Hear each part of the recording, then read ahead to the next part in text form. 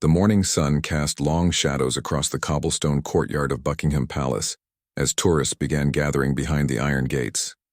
Among them stood 8-year-old Emma Thompson, her small hands pressed against the cold metal bars as she watched the royal guards in their distinctive red tunics and towering bearskin hats. Her bright blue eyes sparkled with wonder, completely captivated by the ceremony that was about to unfold. Emma had traveled from a small village in Yorkshire with her grandmother, Margaret, who had saved for months to make this special trip to London possible. It was Emma's first time seeing the famous guards, and she had been talking about it for weeks. Her grandmother smiled as she watched the little girl's excitement, remembering her own childhood fascination with the royal family. The crowd grew thicker as tourists from around the world pressed forward, cameras ready to capture the iconic changing of the guard ceremony. There were families with children, elderly couples holding hands, and groups of friends chattering in various languages. The atmosphere was filled with anticipation and the distinct buzz of excitement that surrounded royal events. Guard James Mitchell stood at attention, his face expressionless beneath the shadow of his bearskin hat. At 25, he had been serving as a Queen's Guard for 3 years, and the novelty of the position had long worn off. The constant attention from tourists, the cameras flashing in his face, and the need to remain perfectly still for hours had become routine. He had learned to block out the noise, the pointing fingers, and the attempts by visitors to make him smile or react.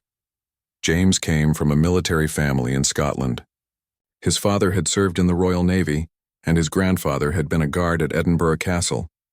Following in their footsteps had seemed natural, but the reality of standing motionless while hundreds of people stared at him daily was more challenging than he had anticipated. He had developed a thick skin and prided himself on his professionalism and unwavering composure. Emma noticed James immediately. While other tourists were busy taking photos of multiple guards, she found herself drawn to this particular one.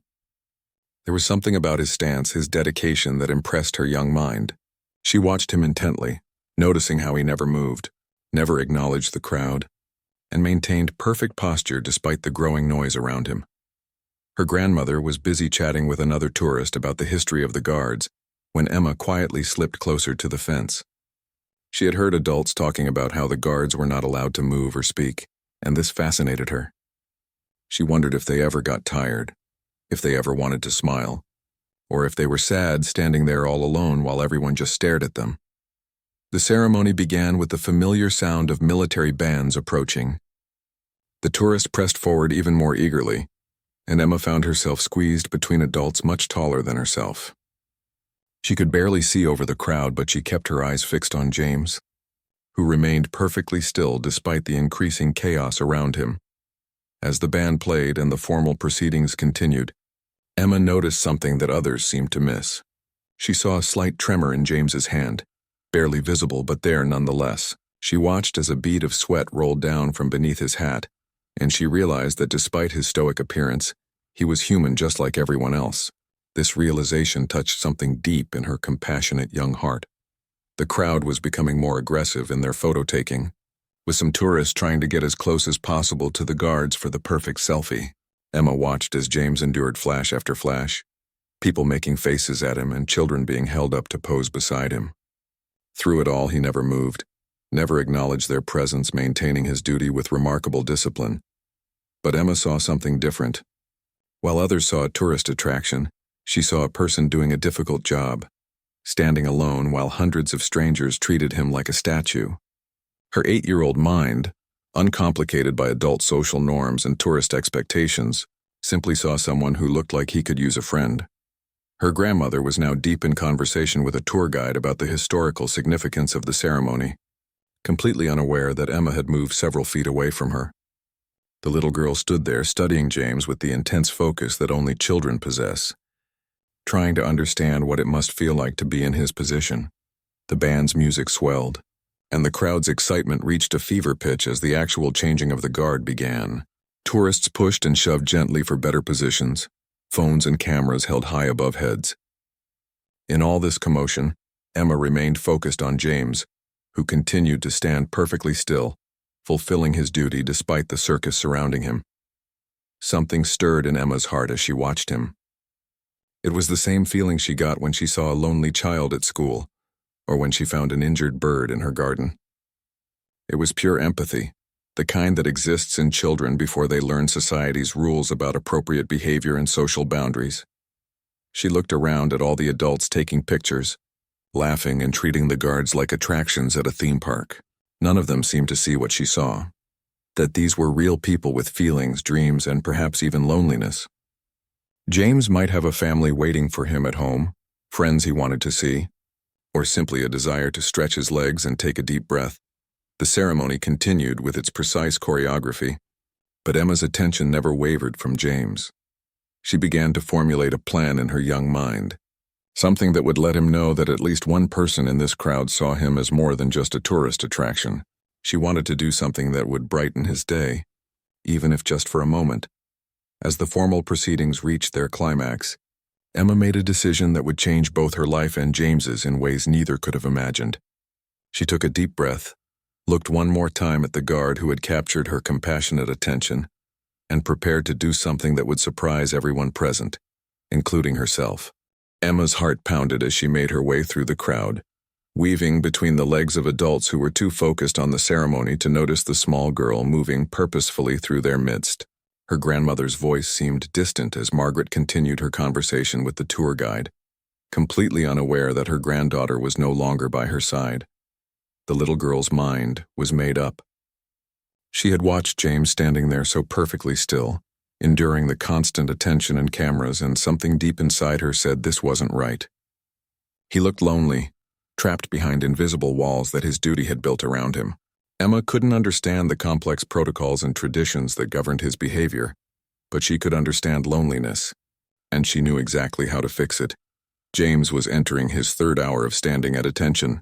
His feet ached in his polished boots, and the weight of his bearskin hat seemed to grow heavier with each passing minute. The crowd's noise had become a constant drone in his ears. Cameras clicking, children crying, adults laughing and chattering in dozens of languages. He had learned to focus on a point in the distance, letting his mind drift to more pleasant thoughts while his body maintained its rigid posture. He thought about his girlfriend, Sarah, who would be finishing her shift at the hospital soon. They had plans to meet for dinner that evening, and he was looking forward to relaxing after this long day. He thought about his younger sister's upcoming wedding, where he would finally be able to smile and laugh freely. These pleasant thoughts helped him endure the physical discomfort and mental strain of his duty. But something was different today. Out of the corner of his eye, he noticed a small figure moving closer to the fence. Unlike the other tourists who clustered in groups and kept a respectful distance, this person seemed to be approaching with purpose. His training kicked in automatically. He couldn't turn his head to look directly, but his peripheral vision tracked the movement. Emma reached the front of the crowd and found herself just a few feet away from James. Up close, she could see the intricate details of his uniform, the brass buttons that gleamed in the sunlight, and the way his jaw was set with determination. But more than that, she could sense something about him that the other tourists missed. There was a gentleness behind his stern facade, a kindness that his duty forced him to hide. The crowd around her was reaching a crescendo of excitement as the ceremony progressed, but Emma felt oddly calm. She had made her decision and nothing was going to stop her now. She looked up at James, wishing she could see his eyes clearly beneath the shadow of his hat, wanting him to know that she saw him as a real person, not just a tourist attraction. Margaret Thompson finally noticed her granddaughter was missing. Panic shot through her as she spun around, scanning the crowd frantically. Emma, where are you?" she called out. But her voice was lost in the noise of the ceremony and the excited chatter of hundreds of tourists. Her heart raced as she began pushing through the crowd, asking strangers if they had seen a little girl with blonde hair and a blue dress. Meanwhile, Emma took a deep breath and did something that would be talked about for years to come. Without hesitation, without fear of consequences or social conventions, she ducked under the barrier rope that separated the tourists from the guards. The security personnel were momentarily distracted by the formal ceremony, and the little girl moved with the quick determination that only children possess. James felt rather than saw the movement. His training had taught him to be aware of everything in his vicinity without moving his head, and he sensed someone very close to him. Every instinct told him to remain perfectly still, to ignore whatever was happening, to maintain his composure no matter what. He had dealt with difficult tourists before, people who tried to distract him, children who made faces at him, adults who attempted to pose inappropriately close to him. But this felt different. There was no malice in this presence, no attempt to mock or disturb him for entertainment. Instead, there was something pure and innocent about the energy he sensed nearby. His professional training warred with his human curiosity as he tried to understand what was happening without breaking protocol. Emma stood directly in front of James now, having crossed the sacred boundary that separated the tourists from the guards. She was so close she could hear his breathing, could see the individual threads in his red tunic. For a moment she hesitated, suddenly aware of the magnitude of what she was about to do. Around her, she could hear the crowd's chatter beginning to change as people started to notice something unusual was happening. But then she looked up at his face again, seeing past the formal mask to the person underneath, and her resolve strengthened. This wasn't about breaking rules or causing trouble. This was about one human being reaching out to another, about showing kindness when kindness was needed most. She had no way of knowing that James had been having a particularly difficult week, dealing with personal struggles that he couldn't share with anyone while on duty. The crowd began to quiet as more people noticed the small girl who had somehow gotten so close to one of the guards. Cameras started turning in their direction, though most tourists weren't sure what they were witnessing. Some thought it might be part of the ceremony. Others worried that security would intervene at any moment. Margaret's panic intensified as she finally spotted Emma through the crowd. Her granddaughter was standing impossibly close to one of the guards, closer than any tourist was supposed to be. "Oh no, Emma, what are you doing?" she whispered, pushing desperately through the crowd to reach her granddaughter before security noticed. James felt his heart rate increase slightly, though his expression never changed. Whatever was about to happen, he knew he had to maintain his composure. His duty was clear: remain at attention regardless of distractions. But something about this situation felt different from anything he had experienced in his 3 years of service. The presence near him emanated such genuine warmth and innocence that it was difficult to ignore. Emma took one final deep breath, stood up on her tiptoes, and prepared to do something that would surprise everyone present, including the guard himself. She had no idea that her simple act of human kindness was about to create a moment that would touch thousands of hearts and remind everyone watching that behind every uniform, every duty, every formal protocol, there was still a human being deserving of compassion and connection. In that moment, before everything changed, the world seemed to hold its breath. Emma stood on her tiptoes, her small arms reaching up toward James, and without any hesitation or fear, she wrapped them around his waist in the gentlest, most innocent hug imaginable. Her blonde head barely reached his chest, but her embrace was filled with all the warmth and compassion her 8-year-old heart could hold. James felt the small arms encircle him, and for the first time in 3 years of service, his composure wavered. Not visibly, his training was too strong for that, but internally something profound shifted. The unexpected tenderness of the gesture, coming from someone so young and pure-hearted, caught him completely off guard. This wasn't a tourist trying to get a reaction or someone attempting to make him break protocol for their amusement. This was genuine human kindness, offered freely and without expectation. The crowd's reaction was immediate and electric. Cameras that had been focused on the formal ceremony swung toward this unprecedented scene. Tourists gasped, some in delight, others in concern about what might happen next. The buzz of conversation died down to whispers as hundreds of people tried to process what they were witnessing. No one had ever seen anything like this during the changing of the guard ceremony. Emma held the hug for only a few seconds, but in those moments, something magical happened. Despite his rigid training, despite the protocols drilled into him through countless hours of practice, James felt his heart soften.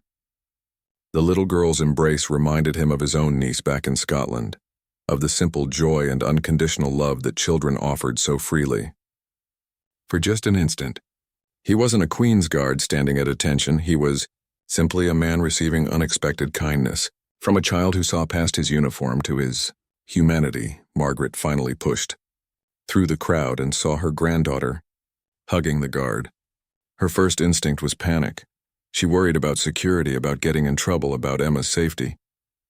But as she got closer and saw the gentleness of the moment, her panic transformed into something else entirely.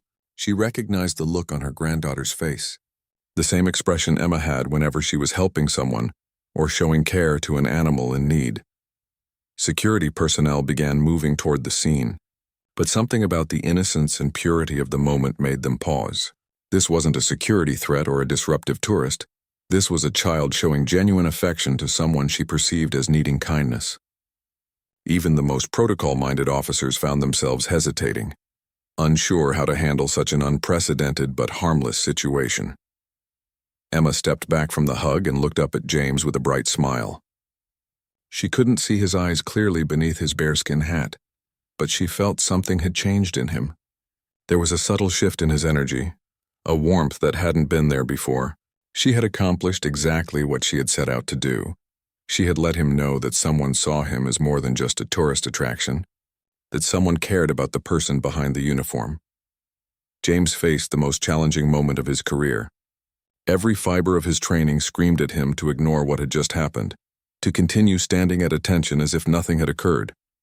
But the genuine love and kindness he had just experienced made it impossible to simply pretend it hadn't happened. This little girl had given him something precious, a reminder of his own humanity in a job that often made him feel like a living statue.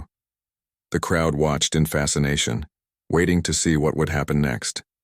Some tourists were already sharing videos on social media, sensing they had witnessed something special. Others simply stood in respectful silence, understanding they were seeing a moment of pure human connection that transcended all the formal protocols and traditions surrounding them. What happened next would be remembered and talked about for years to come. James, the stoic Queensguard who had never broken protocol in 3 years of service, made a decision that surprised everyone, including himself. Moving slowly and deliberately, maintaining his military bearing even as he bent the rules that governed his every action, he did something that would touch hearts around the world. He looked down at Emma, and for the first time since taking his post that morning, his expression changed. The stern, impassive mask that was part of his uniform slipped away, replaced by something far more genuine and human. A smile, small at first, then growing wider, spread across his face. It was a smile that spoke of gratitude, of recognition, of a guard remembering that he was also a man with feelings and a heart capable of being moved by simple kindness. But he didn't stop there. James did something that went against every rule in his training manual, something that would later require him to explain his actions to his superiors, something that proved that sometimes human connection is more important than rigid protocol. He slowly, carefully removed one white-gloved hand from his rifle and placed it gently on Emma's shoulder. The gesture lasted only a moment, but its impact was immeasurable. In that brief touch, he acknowledged her gift of kindness, thanked her for seeing his humanity, and showed everyone watching that even the most disciplined soldier was still capable of recognizing and responding to genuine love and compassion. The crowd erupted in spontaneous applause. What had started as curiosity and concern transformed into celebration as hundreds of tourists recognized they had witnessed something extraordinary. This wasn't just about a child hugging a guard. It was about the triumph of human kindness over rigid formality, about the power of innocent love to break through even the strongest professional barriers. Margaret reached her granddaughter just as James was straightening back to his formal position.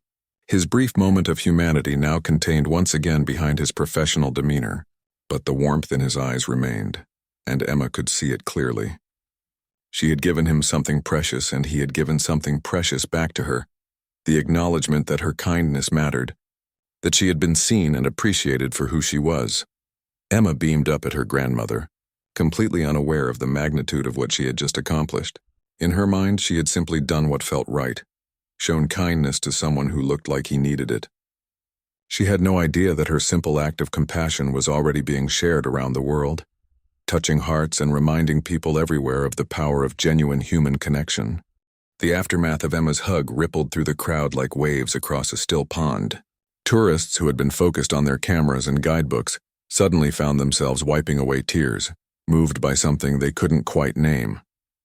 The cynicism that often accompanied tourist attractions melted away, replaced by a shared sense of having witnessed something genuine and beautiful in an increasingly artificial world.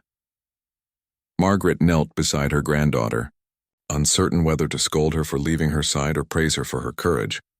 As she looked into Emma's bright, innocent eyes, she chose compassion over convention. "That was very brave, sweetheart," she whispered, pulling Emma close. "But you scared me when you wandered off. You must always stay near me, especially in crowds like this." Emma nodded solemnly but couldn't stop glancing back at James, who had resumed his rigid posture, but somehow seemed different now. The connection between them hadn't been broken by his return to formal duties. It had simply transformed into something deeper and more lasting. She had given him her kindness, and he had given her his acknowledgement. Both had been changed by the exchange. James struggled to maintain his composure as the ceremony continued around him. The routine commands, the familiar rhythms of military protocol, the structured choreography that usually anchored him, all of it felt different now. The little girl's hug had awakened something in him that had been dormant for months, perhaps years. It was as if she had reminded him why he had chosen to serve in the first place, not just as a soldier following orders, but as a guardian protecting something precious and valuable. His thoughts drifted to his childhood in the Scottish Highlands, where his grandmother had taught him that true strength came not from rigid discipline alone, but from knowing when to bend without breaking. She had often said that the strongest trees were those that could sway in the wind while keeping their roots firmly planted. Emma's hug had been that wind, and he had swayed without losing his foundation. The crowd began to disperse as the formal ceremony concluded, but many lingered, still processing what they had witnessed. Strangers struck up conversations with each other, sharing their reactions to the unexpected moment of humanity they had all experienced together. The usual tourist atmosphere of rushed photo-taking and checkbox sightseeing had been replaced by something more thoughtful and connected. An elderly gentleman from Germany approached Margaret and Emma as they prepared to leave. His eyes were misty as he spoke in careful English. "Your granddaughter, she has reminded us all of something very important today. In my country we have a saying, 'The heart that gives gathers.' She has given much today, and I think she has gathered much in return." Margaret squeezed Emma's hand as they walked away from the palace gates. She understood that her granddaughter had done something significant, though she wasn't sure Emma herself fully grasped the impact of her actions. Children often performed acts of pure love without calculating consequences or considering social conventions, and perhaps that was exactly what made their gestures so powerful. Meanwhile, James continued his duty, but his mind was actively processing the encounter. In his 3 years of service, he had become skilled at blocking out distractions, treating tourists as background noise to his important work. But Emma had reminded him that those tourists were real people with real stories, real emotions, and real capacity for kindness. She had humanized not just herself to him, but the entire crowd. As the afternoon progressed, something remarkable began happening among James's fellow guards. Word of the incident had spread quietly through their ranks, and instead of criticism or concern about protocol violations, there was curiosity and even admiration. Several of the more experienced guards shared their own stories of moments when tourists had surprised them with unexpected kindness or when they had struggled to maintain their stoic facade in the face of genuine human emotion. Sergeant Major Williams, James's immediate superior, observed him carefully throughout the rest of his shift. He had heard about the incident and was prepared to deliver a standard lecture about maintaining professional distance and following protocol. But as he watched James perform his duties with renewed focus and energy, he realized that the young guard's commitment to his service had been strengthened, not weakened, by the encounter. The day shift was ending when Sergeant Major Williams approached James. "Mitchell, I understand there was an incident earlier today involving a young tourist."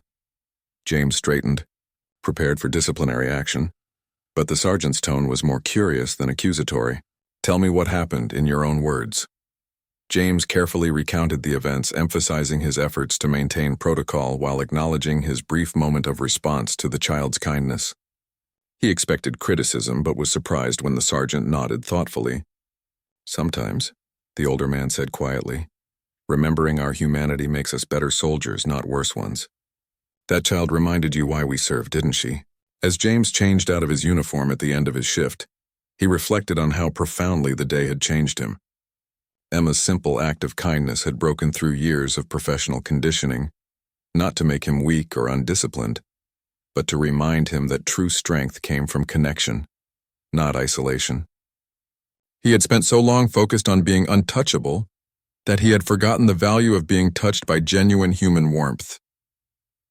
That evening, as James met Sarah for dinner, he found himself sharing the story of Emma's hug with unusual emotional openness. Sarah was struck not just by the sweetness of the story, but by the change she could see in James himself. There was a softness in his eyes that hadn't been there that morning, a renewed sense of purpose that went beyond mere duty. "She sounds like an angel," Sarah said softly, and James nodded. "She was exactly what I needed, exactly when I needed it. I've been feeling so disconnected lately, like I was just going through the motions. But that little girl reminded me that what we do matters, that we're not just performing for tourists. We're part of something bigger, something that brings people together from all over the world." Unknown to James and Emma, their moment of connection was already spreading far beyond the gates of Buckingham Palace. Videos and photos of the encounter were being shared across social media platforms, accumulating thousands of views and comments from people around the globe who were hungry for examples of genuine kindness and human connection in an often cynical world. The story was resonating with viewers not just because it was cute or unusual, but because it represented something many people longed for: the courage to reach out to strangers with kindness, the willingness to see past uniforms and roles to the human beings underneath, and the reminder that small acts of love could have profound impacts on both giver and receiver. 3 days after the encounter, Emma's simple act of kindness had taken on a life of its own. The video of her hugging James had been viewed over 2 million times across various social media platforms, with comments pouring in from around the world in dozens of languages. People shared their own stories of unexpected kindness. Military families expressed gratitude for Emma's recognition of their loved one's humanity, and parents praised the little girl's courage and compassion. Margaret Thompson sat in her small Yorkshire cottage, scrolling through her phone in amazement at the response to her granddaughter's moment of spontaneous love. News outlets were requesting interviews, social media influencers were sharing the video with heartfelt commentaries, and strangers were sending messages of thanks and admiration. Emma, meanwhile, was in the garden feeding birds, completely unaware that she had become an international symbol of childhood innocence and kindness. James Mitchell discovered the extent of the video's reach when his sister called him from Edinburgh, crying with pride and emotion, "Jamie, you're famous." But more than that, people are saying the most beautiful things about humanity and kindness. That little girl didn't just hug you. She reminded the whole world what real compassion looks like. At first, James felt uncomfortable with the attention. He had always been a private person, and the idea of millions of people watching his moment of vulnerability made him anxious. But as he read through the comments and messages, he began to understand that the story had transcended the individuals involved. It had become something larger, a beacon of hope for people who felt disconnected, a reminder that kindness still existed in an often harsh world. The palace officials initially weren't sure how to respond to the viral video. Protocol dictated that guards should maintain their composure at all times, and technically, James had violated his training by acknowledging Emma's gesture. However, the overwhelmingly positive public response, combined with the obvious innocence and purity of the encounter, led them to take an unprecedented step. Colonel Richard Hartley, commanding officer of the Queen's Guard, called James into his office a week after the incident. James reported with some trepidation, still uncertain about the official response to his moment of humanity. But instead of discipline, he found understanding and even pride in his commander's words. "Mitchell, in 30 years of military service, I've rarely seen anything that so perfectly captured what we're really about," Colonel Hartley said. "Yes, we maintain discipline and protocol, but at our core we serve the people." That little girl reminded all of us and reminded the world that behind every uniform is a human being worthy of respect and capable of compassion. You didn't break protocol, you embodied the highest ideals of service. The palace released a carefully worded statement acknowledging the viral video and praising both Emma's kindness and James's professional handling of an unprecedented situation. More significantly, they announced a new initiative to create more opportunities for positive interactions between guards and the public, particularly children, recognizing that the rigid formality that had characterized these interactions for generations perhaps needed thoughtful evolution. Meanwhile, Emma was struggling to understand why so many people were talking about her hug. Margaret tried to explain it in terms an 8-year-old could grasp. Sometimes, sweetheart, when people see something really beautiful and kind, they want to share it with others. Your hug reminded people all over the world about how important it is to be nice to each other. Emma listened thoughtfully, then asked the question that would later become the title of a children's book inspired by her story. But Grandma, shouldn't everyone already know that being kind is important? Why did they need to be reminded? Margaret smiled at her granddaughter's innocent wisdom, realizing that Emma had identified something profound about human nature, that in the complexity of adult life, people sometimes forgot the simple truths that children understood instinctively. The story reached the attention of child psychologists and education experts, who began using Emma's example in discussions about emotional intelligence and empathy in children. Dr. Sarah Chapman, a renowned child development specialist, wrote in her analysis of the viral moment, "What Emma demonstrated was pure emotional intelligence, the ability to recognize another person's emotional state and respond with appropriate compassion, without being constrained by social conventions or fear of judgment." James found himself invited to speak at military academies and leadership conferences about the balance between discipline and humanity in service. Initially reluctant to step into the spotlight, he gradually realized that his experience could help other service members understand that showing compassion didn't weaken their effectiveness, it enhanced it. During one particularly moving speech at the Royal Military Academy, James shared his transformation. "That little girl's hug didn't make me a worse soldier. It made me remember why I became a soldier in the first place. We don't serve protocols or traditions in isolation. We serve people, real people with real hearts and real capacity for kindness." Emma reminded me that the strength to stand at attention for hours comes not from suppressing our humanity, but from embracing our connection to the people we protect. The ripple effects continued to spread in unexpected ways. Tourism to Buckingham Palace increased, but with a different quality than before. Visitors came not just to see the spectacle of the changing of the guard, but hoping to witness or perhaps participate in moments of genuine human connection. Children especially began approaching the guards with drawings, flowers, and small gifts, creating a new tradition of respectful appreciation. One particularly touching development was the establishment of the Emma Foundation, a charity created by some of the people inspired by her story. The foundation focused on teaching empathy and emotional intelligence to children, using Emma's example as proof that even the youngest among us could make profound differences in the world through simple acts of kindness. Emma herself remained remarkably unchanged by all the attention. When asked by a reporter what she thought about being famous, she replied with characteristic 8-year-old logic, "I'm not famous. I just hugged someone who looked like he needed a hug. Anyone can do that." Her response, naturally, was quoted widely and became another viral moment, reinforcing her message about the accessibility and simplicity of genuine kindness. James and Emma had no direct contact in the weeks following their encounter, but both carried the impact of their brief connection. James found himself more patient with difficult tourists, more aware of the individual stories behind the cameras pointed at him. Emma continued her natural pattern of kindness, but with perhaps greater confidence that her instincts about helping others were worth following, even when adults might not initially understand. The story had become more than just a viral video. It had become a cultural touchstone, a reminder that in a world often characterized by division and cynicism, the simple, pure actions of a child could still unite people across continents and cultures in shared recognition of what truly mattered, our common humanity and our capacity to care for one another. 1 year after the hug that captured the world's heart, Emma Thompson and James Mitchell would finally meet again, but this time under very different circumstances. The palace had organized a special ceremony to commemorate the anniversary of their viral moment and to celebrate the positive changes it had inspired in royal protocol and public engagement.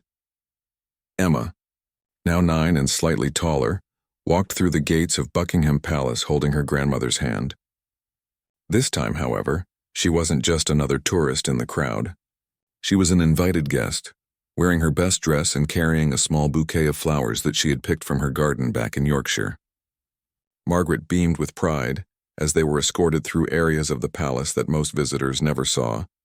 James had volunteered to be part of the ceremony, despite his natural preference for staying out of the spotlight. Over the past year, he had grown more comfortable with the attention his story had received, understanding that it represented something larger than himself.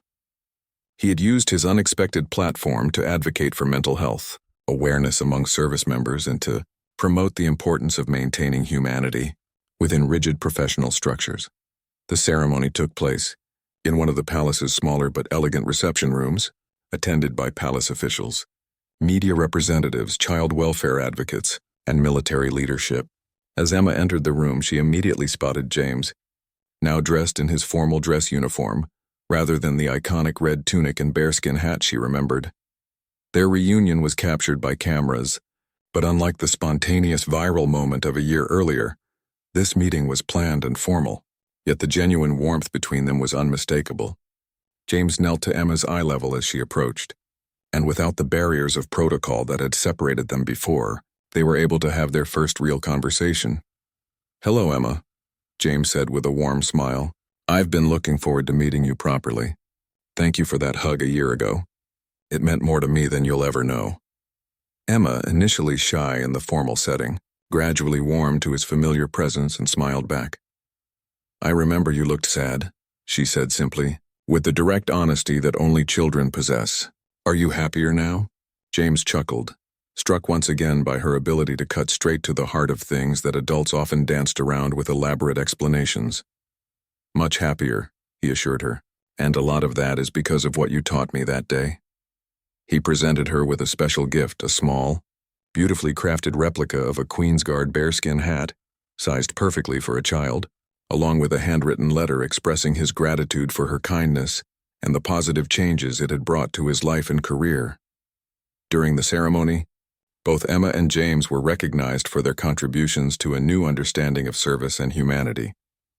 Emma received a special commendation for exemplifying the values of compassion and courage, while James was honored for demonstrating that true strength in service comes from maintaining one's humanity while upholding duty and discipline. The most significant announcement of the day came from Colonel Hartley, who revealed the new Emma Initiative, a program designed to create more opportunities for positive interactions between the Queen's Guards and young visitors. The initiative included designated times when guards could engage more naturally with children, special educational programs about the history and purpose of the guards, and training for guards on how to maintain their duties while acknowledging the humanity of their interactions with the public. Emma was invited to cut the ribbon officially launching the program, and as she did so with the oversized scissors, she looked up at James with a grin. "Does this mean more people will get hugs?" she asked innocently, causing laughter to ripple through the assembled crowd. James smiled back at her. "It means more people will remember that kindness is always the right choice, even when you're wearing a uniform." The ceremony concluded with Emma and James planting a small oak tree in the palace gardens, symbolizing the growth and lasting impact of their brief but meaningful encounter. As they shoveled soil together around the young tree's roots, James reflected on how much his life had changed since that morning a year ago, when a little girl had seen past his uniform to his heart. The media coverage of the anniversary celebration was extensive but thoughtful, focusing not on the spectacle, but on the deeper message about human connection and institutional change. The story had evolved from a viral moment to a catalyst for meaningful reflection about the balance between tradition and humanity in public service. In the months that followed, the Emma Initiative proved remarkably successful. Children from around the world sent letters and drawings to the Queen's Guards, creating a new tradition of appreciation and connection. The Guards, initially uncertain about the changes to their traditional protocols, discovered that acknowledging their visitors' humanity actually enhanced rather than diminished their sense of purpose and pride in their service. James continued his military career with renewed passion, eventually being promoted and taking on a leadership role in training new guards. He made sure that every recruit understood that their duty included not just protecting protocols and traditions, but also representing the best of human values, compassion, dignity, and respect for others. Emma returned to her normal life in Yorkshire, but she carried with her the confidence that her instincts about kindness were trustworthy and important. She continued to look for opportunities to help others, whether classmates who seemed lonely, elderly neighbors who needed assistance, or animals that required care. Her teachers noticed that she had developed exceptional emotional intelligence and leadership skills, often serving as a bridge between different groups of children and helping resolve conflicts with remarkable wisdom for her age. The story of Emma's hug became part of the official history of the Queen's Guard, referenced in training materials and orientation programs as an example of how unexpected moments could become opportunities for growth and positive change. New guards learned about the importance of maintaining their composure while also remaining open to the humanity of the people they encountered. Years later, as Emma grew into adolescence and then young adulthood, she would often be asked about that moment when she was 8 years old and decided to hug a stranger in a uniform.